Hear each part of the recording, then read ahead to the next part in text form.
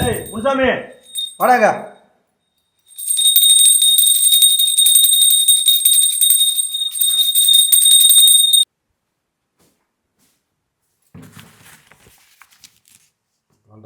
பத்திரம்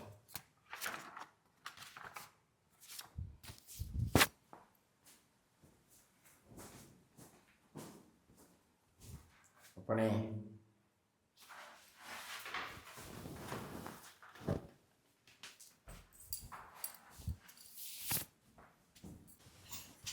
ஏ முனுசாமி வாடா. ஐயா சொல்லுங்க. சாவடினாலும் எல்லாரும் கொடுக்குற மாதிரி இல்லை, ஒரு 10 பேர் தான் கொடுக்குற மாதிரி இருக்கான். அதில் உனக்கு கொடுக்குறான்டா. என்ன பண்ணுற? உனக்கு கொடுத்த அந்த அரகாணியை என் பேருக்கு நீ எழுதி கொடுத்துட்ற. தற்சாமி தான்டா சொல்கிறேன். 6 மாதம் கழிச்சு உன் பொண்ணு கல்யாணத்துக்கு அந்த 3 ஏக்கரை சாவடி நிலத்தையும் இந்த அரகாணியை சேர்த்து எழுதி தரேன்டா. ஐயா என் மனைவி வாழ்ந்த இடம் கடைசியாக மூச்சு விட்டுறேன் ஐயா. அந்த இடத்து நீங்களே கொடுத்துட்டு நீங்களே பறிக்காதீங்க ஐயா. என்ன மன்னிச்சுங்க ஐயா.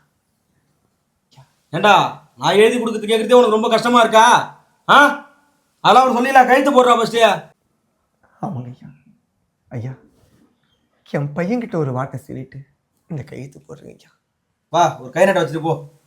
ஐயா மன்னிக்கணும், என் பையனை கேட்காம நான் கையெழுத்து போடவே மாட்டேன். என்னடா திரும்ப திரும்ப பையன் பையன்கிட்டு இருக்கா?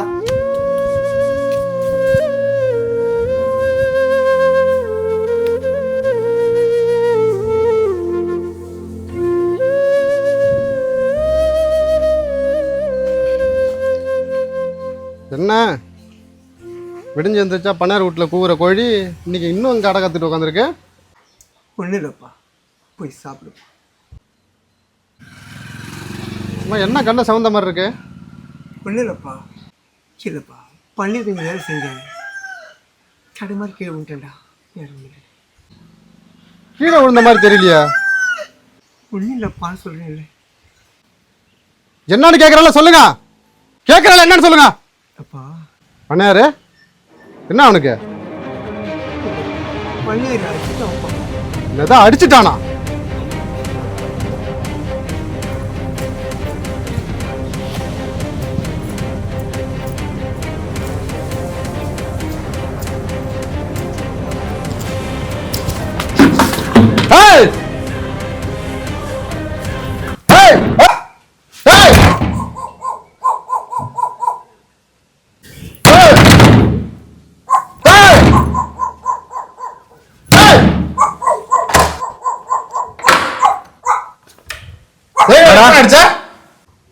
வயசான்ட்ட கட்டுற வீரத்தை என்கிட்ட கட்டா?